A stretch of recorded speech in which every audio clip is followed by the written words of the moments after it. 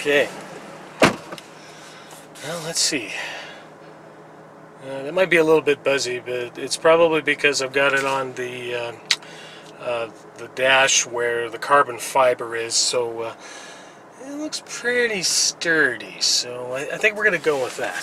So let us belt up, because that's what we do on the road trip. Hi, how you doing?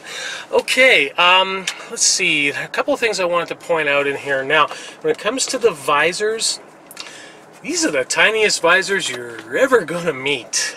They do have that lovely Alcantara type of texture to them, and they do the job. I mean, the thing that needs to be remembered about the windshield inside here is that you've got this beautiful cut and sewn stitching up top here, but it has a little bit of a tunnel effect, and same thing going out the rear when it comes to the rear view, but at the same time, it's not, it may be a little bit tunnely, but it's not, I don't want to drive this ever again tunnely, so so keep that in mind. In fact, actually, you can see out the back. Oh, pardon me while I take this bottle of detailing fluid and put the logo in front of the camera like I'm trying to get some free stuff. No, you would never do that, would you, Michael?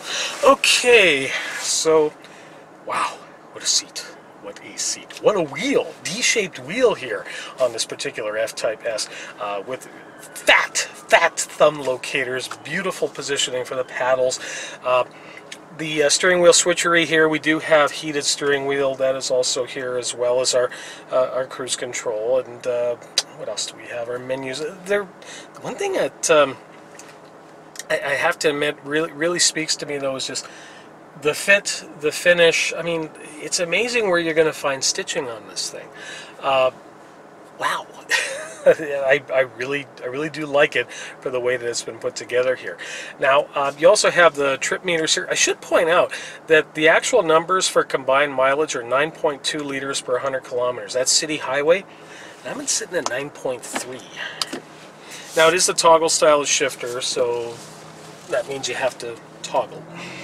But it actually doesn't feel as dainty as some of the other electronic style shifters, so that's something that you'll definitely appreciate as you drive the Jaguar. I've always wondered what you really should be calling it. I've heard a few different names. I've heard Jaguar, I've heard Jaguar. How about just Frisky Cat? Yeah, that works for me. Okay, well, we beat the weather. How's about that? I love it when we can beat the weather. We're actually keeping this puppy clean. Wow, those are pretty good camera mounts, aren't they? But let's talk about exactly how it feels. Now, I should point out that I've been driving this particular vehicle almost exclusively in dynamic mode. Now, those modes are accessed down here next to the shifter, so you can put it into, of course, your normal mode as well as dynamic. And when it comes to dynamic, it's changing around an awful lot of stuff. So when it comes to suspension, when it comes to the shift maps and such. I should also point out that with the shifter here, you can put it into sport mode and leave it in sport mode, as you're probably hearing from the tonal quality. Oh, listen to the back pressure. Listen to the back pressure coming out the back of the pipes there. That is absolutely, that is a symphony as far as I'm concerned. Okay, let's get moving a little bit here. Not too much. It is a residential street after all. But as you can hear, the gears are being held that much longer, so that's important when it comes to making sure that you can make a clean getaway. So I like the way that that's set up. Now, of course, we don't have too much gas, so I'm just going to put it back into the regular D as in drive mode. So that takes us immediately up to higher gear for economy. There is, as mentioned, the Eco Switch. Now that Eco Switch, like most Eco Switches on every single vehicle that I have tested, well, I understand why you gotta have those switches, but here's the thing. I have yet to find a vehicle that's really doing what I would call an exceptional job of fooling me that the vehicle has been restarted. It just doesn't exist. And you got to keep that in mind when you're thinking about using anything like this. And when you use it on the Jaguar, I will give you this. I'll tell you right away. You're just absolutely going to hate it. It is going to drive you absolutely nuts. So keep that in mind. Okay. Now, as we motor along down this lovely residential street, take a look around. Hey, that's what the cameras are on for. And now, I'm 5'8", and the one nice thing about having this panoramic roof overhead is that, well, you certainly have plenty of headroom. There's certainly no shortage of that. So that's something you definitely want to keep in mind. That even for taller drivers, because of the way that this roof has been set up, wow, you can actually go quite a ways up when it comes to headroom. Now, as I pointed out earlier when we were doing the walk around, you'll notice where my right elbow is. So if I was in a position where I needed to do an emergency lane change, or I was on the track, you don't want to have this whacking into anything. And for the most part, most vehicles in this class get it. They don't have a console that is going to be in the way. Oh, some of my camera stuff just fell over. None of the important stuff. So as we sit here at this intersection, waiting to make a left, you know, even the turn signals are kind of, you know, have a punctuation to them. They actually sound the way that a turn signal should sound. I've been finding a lot of vehicles lately actually have very quiet turn signals. I don't like that. I don't like it at all. I like to actually feel like I'm doing something when I turn this on. It's amazing how many vehicles that I've actually driven where you'll be driving along and all of a sudden you're it's like you're in Boca Raton, Florida, and you're behind some 87-year-old who's had their left turn signal on since 1985, when they bought the Crown Victoria. But you don't have to worry about that here. We do have lovely tonal quality when it comes. Somebody always has to make a point. Okay, let's move towards a little bit of highway. I'd love to give you guys a little bit of highway acceleration. I'm going to do that in sport, because I do love that crackle. Now, when you look down at the switches here, you're going to see that you do have the switch that actually changes the exhaust note, that active sound. So all you have to do is just tap it, and it'll take it from quiet to crackle in milliseconds. Sounds fantastic. Okay. So, as mentioned, we're going to take it out for a little bit of a highway poke, just see exactly what type of suction cups I'm using for my cameras.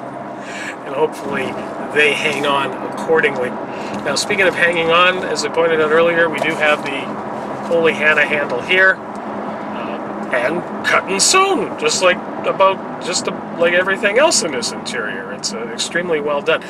I like the how do I put this? I like the minimalist approach to the interior of the F-Type. And if you've ever looked at anything classic Jaguar, you're going to notice that there really isn't overpopulation. I mean, even the navigation screen that's on this particular one, I mean, we've seen it on other Jaguar and also Land Rover products. So it's not trying to be overtly special. I mean, when you start it up, it shows you the leaper. Huzzah! That's about it. And I'm cool with that. I mean, the reality is I'm not getting into this car for the navigation screen. I just simply, I mean, I wish that they would actually bring out something like this that would be almost racetrack spec. You know, you're not even thinking about all that stuff. Like things like, just feel like you've actually got a trackable car. Now let's see if the good people of my hometown of Winnipeg know how to get out of the way. How do I put this nicely? They don't, so that's why I am pulling the heck over. Okay, let's put on our hazards. There we go. Okay.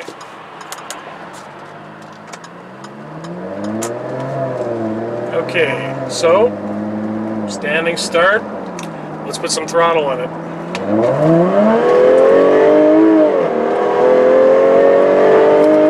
And that's legal speed.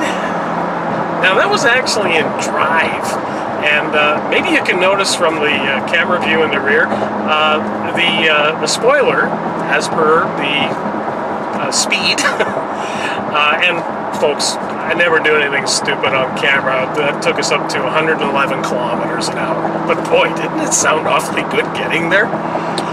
We do have, right now, the rear spoiler has deployed. So that's going to help us when it comes to aerodynamics. Give us a little bit more downforce in the rear. So let's see if I can actually get it to lower. Okay, no one's behind us. Dropping down to 90 kilometers an hour. It's still up. It's still up. I like that. Looks kind of serious back there.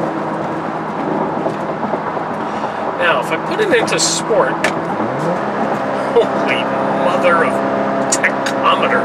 Okay, so I put it into sport, and now, okay, finally it dropped down to gear, but we basically went up to 4,000 RPM at 100K. That's what I call an aggressive sport map.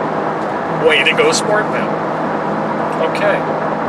Let's see if I can scoot it a little bit more here. We are in sport.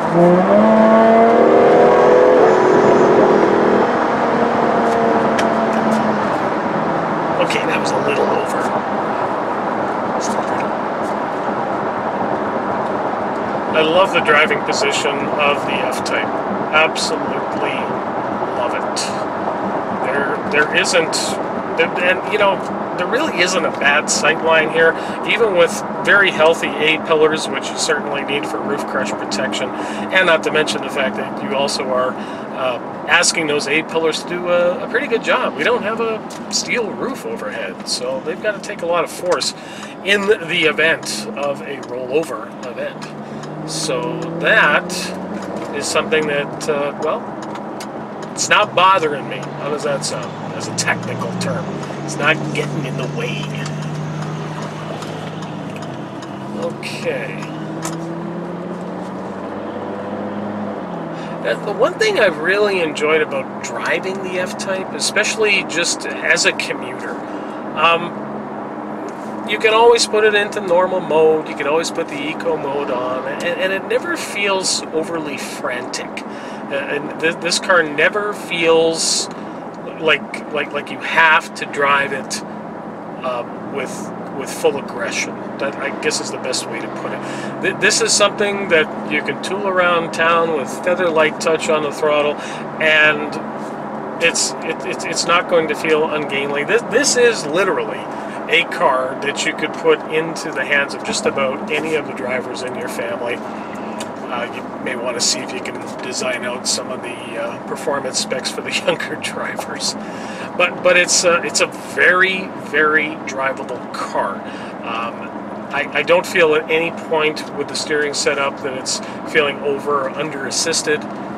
Everything about it for the comfort, especially, I should point out with the seats, especially when it comes to the lumbar support, these are very comfortable seats. Like, I'm talking 8-9 hour road trip seats. These are very well put together, and as we mentioned, you can put the additional harnesses into these if you want to take it to do some very serious track duty. But oh, now it's raining. You know what it means when it's raining?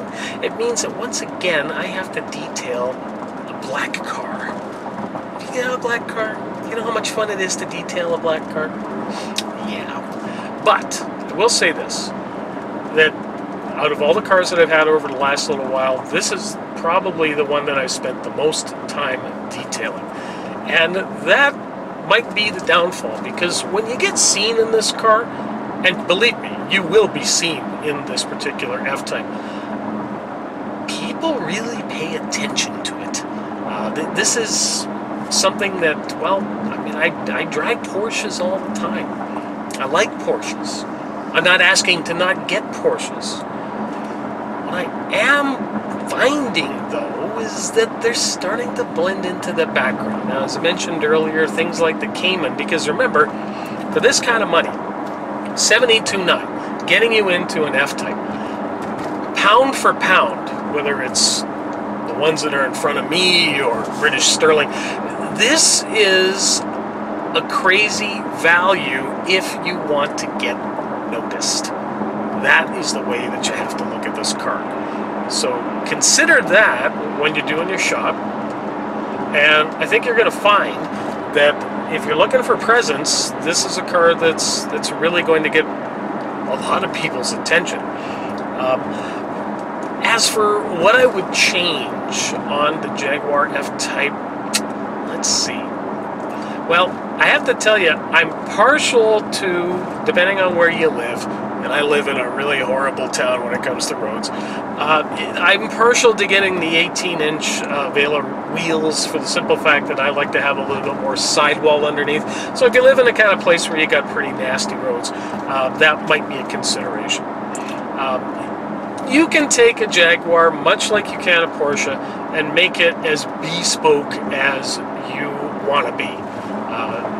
All of the luxury trimmings, everything else. In fact, I think I mentioned already too, this particular car, it's sitting just over $101,000 with the trim setup that we do have here. $84,900 gets you into the S version of the F-Type.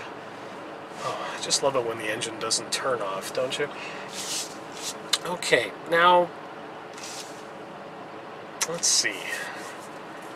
I'm kind of glad that I don't have a lot of cubby room here. I mean, you certainly have the capabilities here with the cup holder set up to go and stuff what you got to stuff. You know, I keep my phone there for now, but the console is definitely ample for a car of this size. You know, I'm not expecting things to be absolutely huge. You do have door pockets, but they're not exactly what I would call thick when it comes to putting a whole lot of stuff. So, and realistically, are you getting this car because of the cup holders? You shouldn't be. They're good cup holders, but it's not my first choice when I'm looking at something like this. So, as for interior comfort, well, let's talk about the most important thing when it comes to convincing the significant other, or the three others, depending on how you look at the seat setup. Convincing the significant other that this is the car that you need to have as your second vehicle. Because, I mean, realistically, we're calling this a second vehicle. Is it actually going to be something that is going to do the job? Well, let's see. Does it have the practicality in the back? Yeah. You actually can put stuff back there. I mean, certainly doesn't have two trunks like a Cayman, but that's, I mean, you have to remember that it's nice to have two trunks in a Cayman, but you got to split things up accordingly.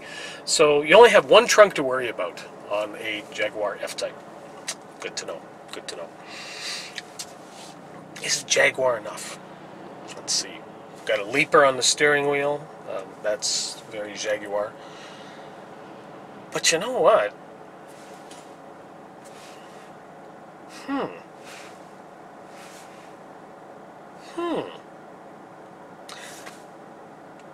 That's the only visual cue inside the car. That's it. That's all you've got for visual cues inside the Jaguar F-Type to let you know. I mean, other than the leaper and the navigation screen when it starts up, but yeah, there's not like a Plex. I mean, we do have a little Jaguar notation above the driver information screen, but that's it. That's genius. That's genius, because I think when it comes to these types of vehicles, it's almost like less is more. The more stuff that you actually put into these vehicles to try to point out exactly what it is, well, then sometimes I think you just go a little bit too far. And the one thing I absolutely love about the way that the F-Type is trimmed is that as much as it is by no means an inexpensive car, it doesn't feel one step beyond.